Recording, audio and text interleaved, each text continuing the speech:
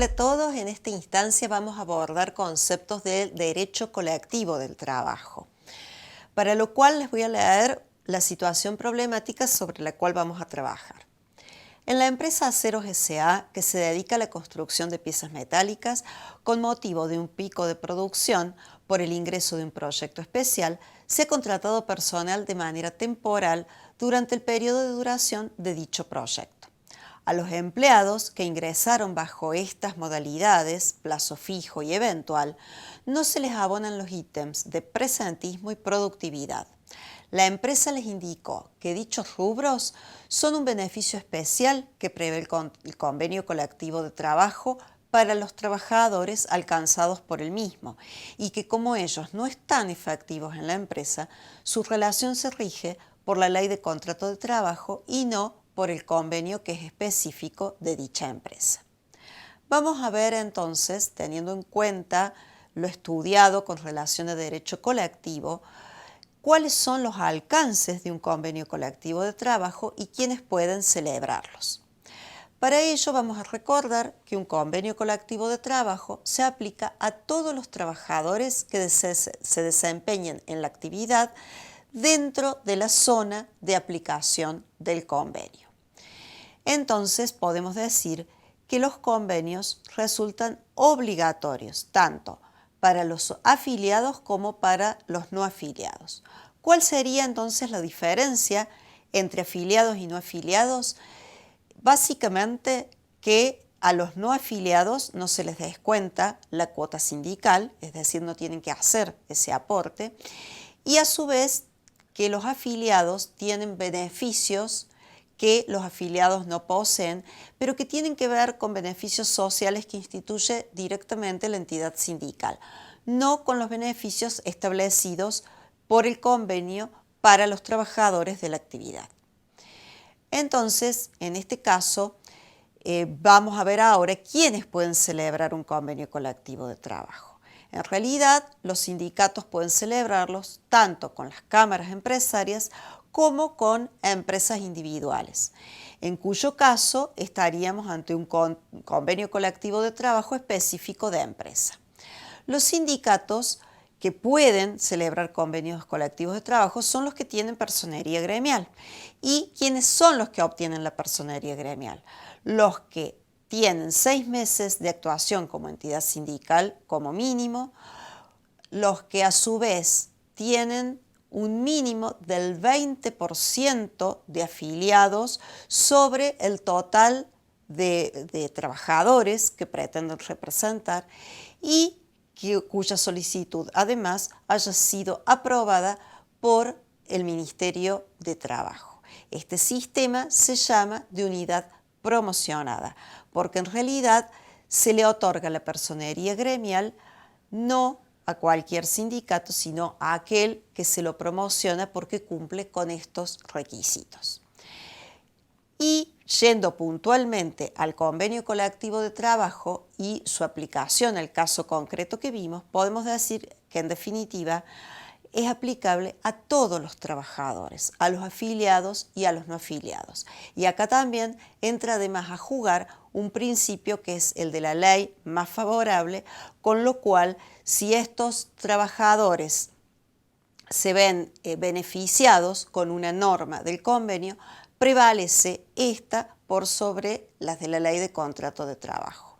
Pero básicamente lo fundamental es que se tenga en cuenta que el convenio colectivo de trabajo es obligatorio, es la norma que se aplica en todos los casos, ya sea para los afiliados como para los no afiliados.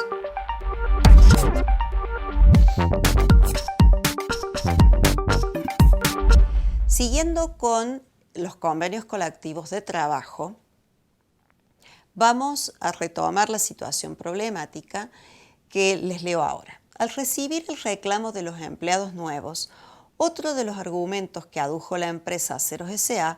fue que el convenio colectivo de trabajo se encontraba vencido y que esa era otra causa para que no se aplicaran sus normas a los nuevos trabajadores contratados a plazo fijo o de manera eventual.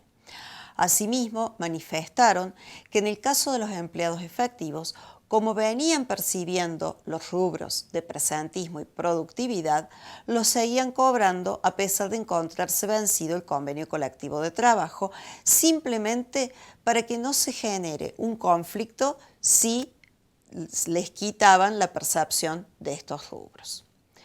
Veamos entonces qué sucede cuando un convenio colectivo de trabajo se encuentra vencido.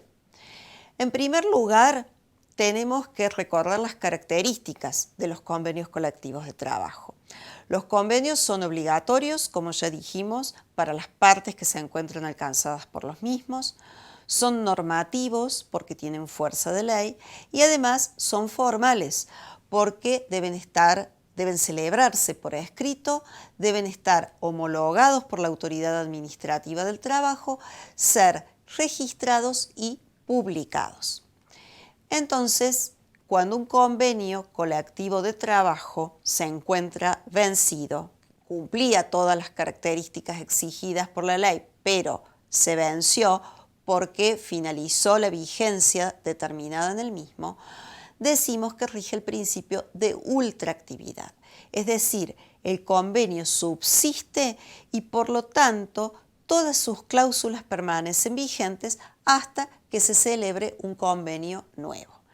¿Qué pasa en el caso que la ley de contrato de trabajo prevea un beneficio mayor o mejor al del convenio colectivo de trabajo?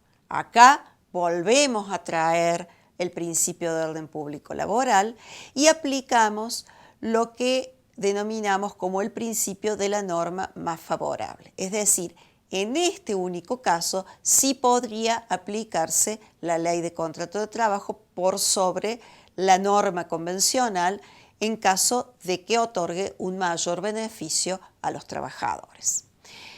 Recordemos también, como para ir cerrando este tema, que un convenio colectivo de trabajo debe tener básicamente lugar y fecha de celebración, periodo de vigencia, a qué actividad se aplica y en qué zona se aplica, cuáles son las partes alcanzadas y las materias reguladas por el mismo.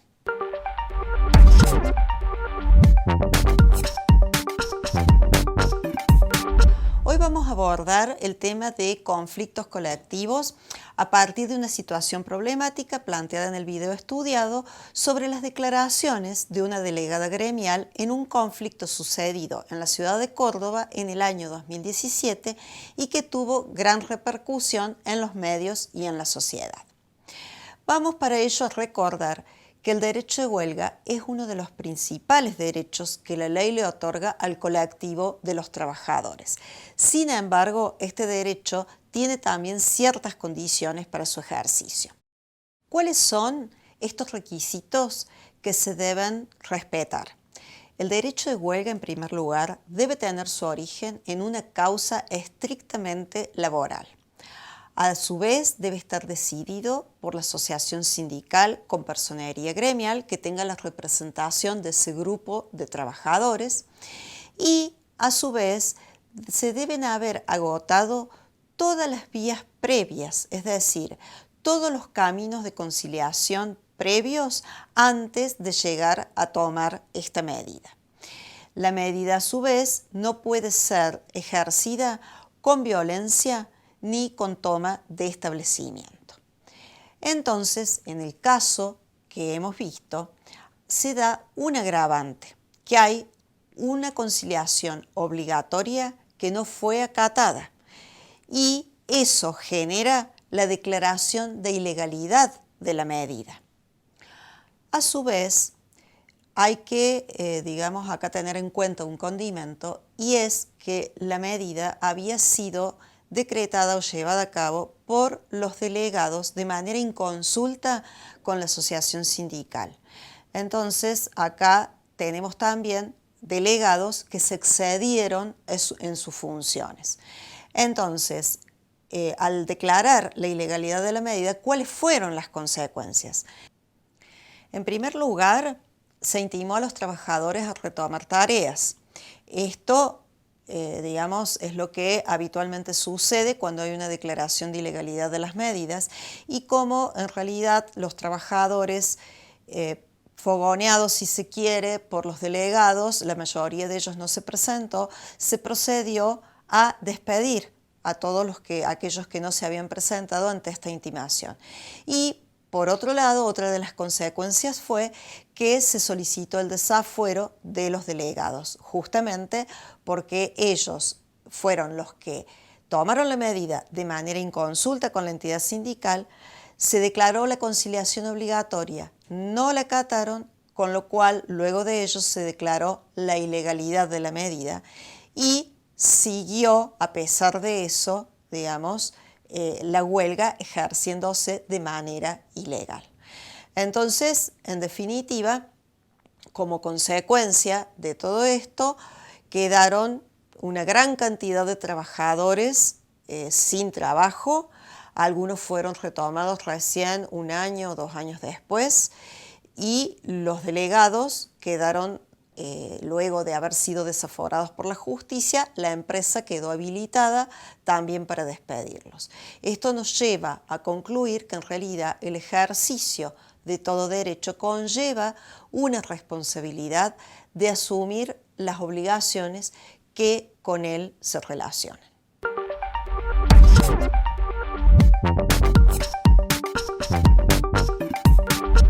Vamos a seguir analizando esta situación desde otra óptica. Para ello le vamos a introducir un giro a la misma para verla desde otro lugar.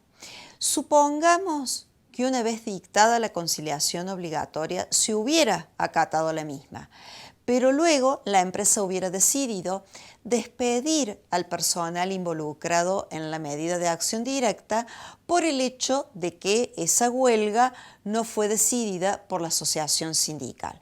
¿Qué hubiera pasado si se hubiera dado esa circunstancia y la empresa hubiera tomado esa medida? ¿Se podría considerar esto una práctica desleal? Recordemos para eso para dar respuesta a este interrogante, que las prácticas desleales son situaciones contrarias a la ética de las relaciones laborales y son llevadas a cabo por los empleadores con la intención concreta de obstaculizar las actividades de los sindicatos. ¿Qué dice el artículo 53 de la Ley 23.551? Se los voy a leer específicamente al inciso E, que establece adoptar represalias contra los trabajadores en razón de su participación en medidas legítimas de acción sindical o en otras actividades sindicales, o de haber acusado, testimoniado o intervenido en los procedimientos vinculados a juzgamiento de las prácticas desleales. Este inciso E establece una de las causas consideradas como práctica desleal. Pero analicemos la situación planteada. Recordemos para eso que para que una medida se considere ilegal y sea declarada como tal, debe haber una causa que justifique la ilegalidad, debe estar presente la solicitud de declaración de ilegalidad y debe haber una declaración específica de ilegalidad por parte de la Autoridad Administrativa del Trabajo. También la Autoridad Administrativa del Trabajo la puede declarar de oficio, pero en este caso decimos que no se dio esa declaración de ilegalidad.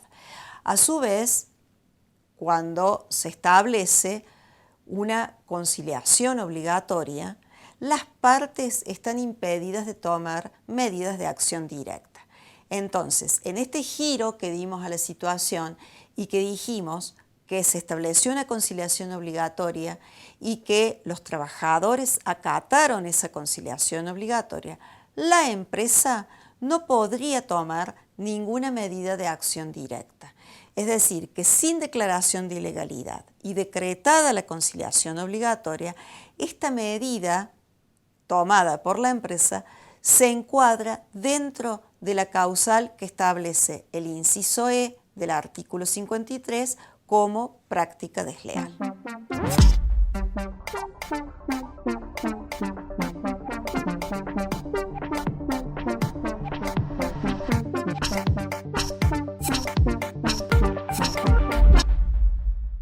Vamos a ver qué se pidió en la actividad práctica de este módulo. se solicitó que como asesor de la empresa se emitiera un informe con base en las disposiciones correspondientes a la Ley de Asociaciones Sindicales y su decreto reglamentario, en relación con los hechos relatados en la situación planteada. Para realizar esta actividad, se deberían haber considerado las causas por las cuales se puede negar una afiliación. Las asociaciones sindicales con personería gremial tienen facultades que no poseen las asociaciones simplemente inscriptas. Por otra parte, el artículo 25 de la Ley 23.551 establece los requisitos para que la asociación sindical pueda acceder a la personería gremial. Vamos a ver el ejemplo de resolución de la actividad. Una causa para negar la afiliación es que la persona haya sido expulsada por un sindicato sin que haya transcurrido un año desde la fecha de tal medida. Entre las funciones más importantes de una asociación con personería gremial están la de representar colectivamente a los trabajadores de la actividad, administrar sus propias obras sociales, negociar convenios colectivos de trabajo. Y los requisitos establecidos en el artículo 25 de la Ley 23.551 son los siguientes: encontrarse ya inscripto como asociación sindical y tener por lo menos 6 meses de actuación como tal, afiliar a más del 20% de los trabajadores que intenta representar y ser la más representativa en su ámbito de actuación. Entonces vamos a ver cómo queda el informe del asesor legal. Señores Aceros S.A., de acuerdo a la solicitud de asesoramiento con relación a las problemáticas planteadas en relación a situaciones de afiliación y representación sindical, se emite el presente informe a fin de que puedan tomar las decisiones correctas en este caso. Encontrarán en el presente todo lo relativo a las diferentes situaciones planteadas y el fundamento legal pertinente. Dentro del principio de libertad sindical se prevé la facultad del trabajador de afiliarse o no. No obstante, si solicita su afiliación, el sindicato no puede negarla, salvo algunas excepciones. Una de ellas es que la persona haya sido expulsada por un sindicato sin que haya transcurrido un año desde la fecha de tal medida. Las asociaciones sindicales simplemente inscriptas no tienen las mismas facultades o derechos que las asociaciones con personería gremial. Estas últimas, entre las funciones más importantes, pueden representar colectivamente a los trabajadores de la actividad, administrar sus propias obras sociales, negociar convenios colectivos de trabajo. Por lo tanto, para verificar la situación de la asociación sindical, se le debe exigir la constancia de inscripción de su personería gremial que le otorga el Ministerio de Trabajo. Para poder acceder a la personería gremial, la asociación sindical debe cumplir con los requisitos establecidos en el artículo 25 de la Ley 23.551, a saber, encontrarse ya inscripto como asociación sindical y tener por lo menos 6 meses de actuación como tal, afiliar a más del 20% de los trabajadores que intenta representar y ser la más representativa en su ámbito de actuación. Sin otro particular, saludo a usted atentamente y quedo a disposición para cualquier consulta. Firmado Asesor Legal.